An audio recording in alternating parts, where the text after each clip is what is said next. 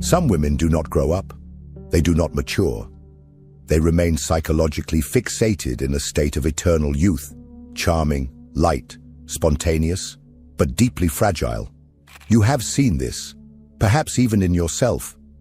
They are the ones who live as if life were an endless rehearsal for something that never arrives. They jump from experience to experience, never truly diving into anything. Intense relationships, but brief. Grand plans, but never realized. A sparkle in their eyes that hides a silent pain. The fear of growing up. This is called Puella Aeterna, the eternal girl. A powerful archetype, described by Jung as the feminine counterpart of Puer Aeternus, the eternal youth. But it was Marie-Louise von Franz, his closest disciple, who dissected the mechanisms of this pattern with brutal precision. According to her, the woman dominated by this archetype lives in a state of suspension, resisting psychological time, refusing the crossing into maturity. On the outside, she lives off lightness and charm. On the inside, she carries the terror of surrender, responsibility, and commitment to the real. She does not want to grow up, because growing up hurts. Growing up means facing one's own emptiness, making irreversible choices, letting go of fantasies. And the Puella prefers to float. She prefers to keep all doors open. She prefers idealization to real encounters. She dreams of perfect love, but flees from intimacy. She wants freedom, but not autonomy. She lives on promises, but fears the weight of realization. Perhaps you are starting to realize that this is not just theory. This is the life of many women. Women who do not understand why they feel so lost, even while being admired. Who do not know why they keep repeating the same mistakes, even while being intelligent. Who collect beginnings, but have no continuity. Who feel a constant emptiness, but do not know where it comes from.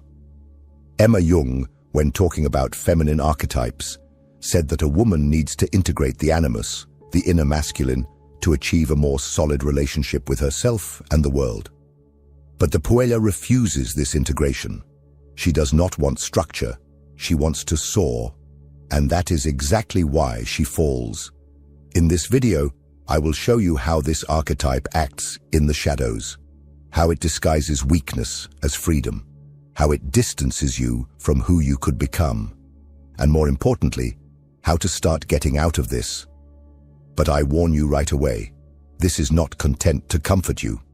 It is to confront you, because you deserve to be whole, not just charming.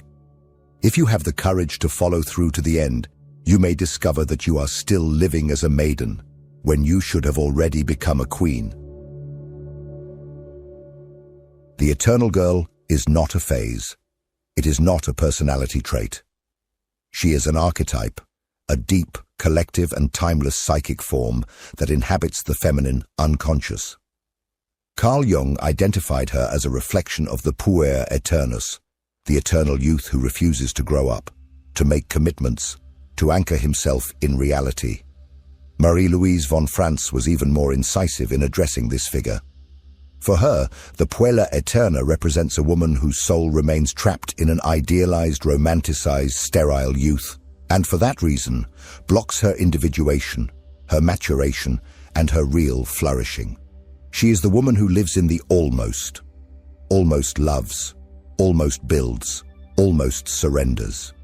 She believes her freedom lies in the absence of ties, when in fact, she is merely fleeing from herself. Deep down, she does not want to deal with the limits that life imposes.